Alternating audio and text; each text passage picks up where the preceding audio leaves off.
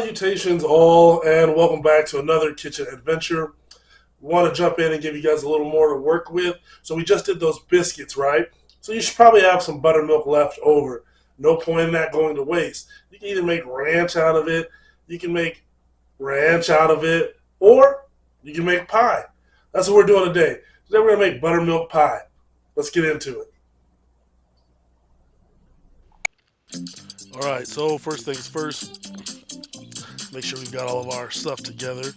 Obviously, we're going to need some pie crust. It doesn't really matter what type of pie dough you use, it's up to you. We got our granulated white sugar, a little flour, our softened butter. I just left it sitting out, so it's nice and soft. Our buttermilk, of course, eggs. I don't point it out, but that's a nutmeg sitting up front there. That's my giant thing of imitation vanilla and lemon juice.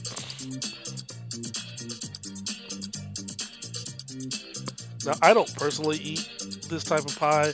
I didn't think anybody under the age of 50 did. Clearly, I was wrong. Forgive me. Alright, so we're going to start in with our eggs, right? Now, what we're wanting to do, if you have an electric mixer or little handheld blenders, I would probably go ahead and use that unless your forearms are accustomed to swift work. I'm not judging. But ideally what we're going to want to do is whip in a bunch of air, as much as we can. So when you go to whip these eggs, you want to whip them until they become frothy.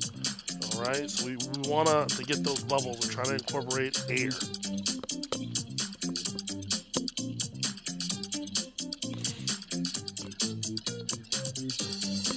So that's what we're doing here. You can't really see it from this angle, and I do apologize. We're just trying to get as much air as possible. So we do have some bubbles that are starting to form, and it is, in fact, getting frothy. The air just helps to keep the pie from being too dense, too heavy. So that's why we want to incorporate that air.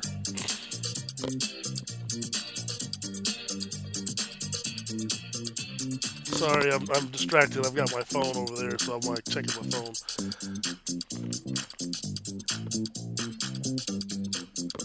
So you can see that, the eggs themselves are starting to change a little color, getting a little lighter because of the air. Alright, so now we're going in with our sugar. You'll hear the term cream together. When it comes to baking, it typically means you take your eggs and your sugar and you mix them together until they're a nice, evenly consistent product. So that's what I'm doing here. I'm trying to incorporate all of that sugar, get all of the chunks out of it, and get it as well and evenly distributed as possible.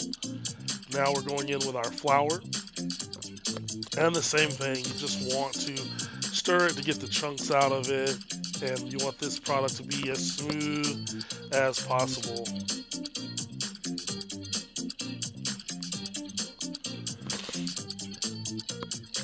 Once you've got this nice and mixed, we're going to go in with our butter, vanilla, your buttermilk as well, pretty much all the rest of your ingredients. Can't waste that. Can't waste that. That's gold.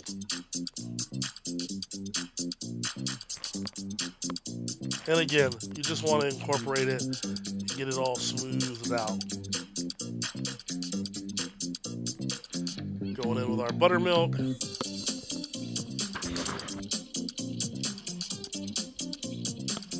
Vanilla. Gonna hit it with the nutmeg here at the end and the lemon juice as well. I don't know that you necessarily need the lemon. I would assume that there's a chemical reaction that takes place that helps this pie come together. In essence, though, if you really think about what we're making, it's very similar to your creme brulee, right? It's a custard. Your ice cream, even, it's really all we're doing. Just adding a little flour to it.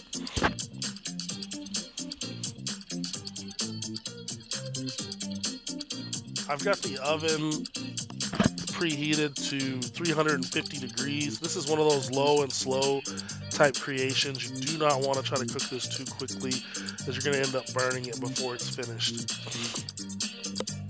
So lower temperatures for this, and it's going to take a little longer. It actually went into the oven at 350 for 1 full hour. Then once it was done, we allowed it to obviously sit. Don't put it in the refrigerator to cool it. Just let it sit at room temperature because it's that carryover heat is still finishing the product. So let's take this bad boy to the oven. And this is after an hour. And then we have to let it cool. If you try to cut right into it, it's just going to pour out all over the place. So we're just going to let this hang out. And let's see how it came out.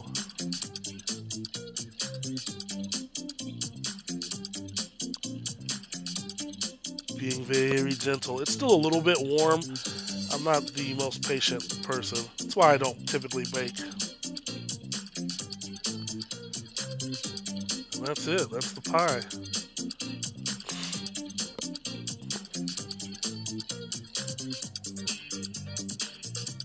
Let me get you some light. Let me do better. Bear with me.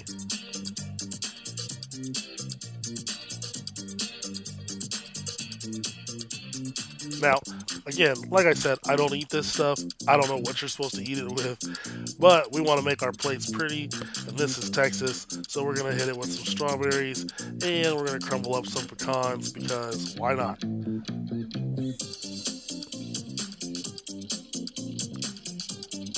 So, again, we were able to take one product, or in essence, one grouping of products, if you really think about it, and translate that into multiple meals. So we were able to make our biscuits. Now we're able to make pie. And I still have some buttermilk left, so I might go ahead and make that ranch as well.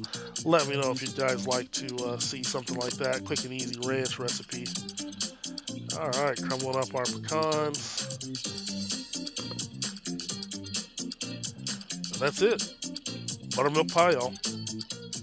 Thanks for stopping by. Like and subscribe.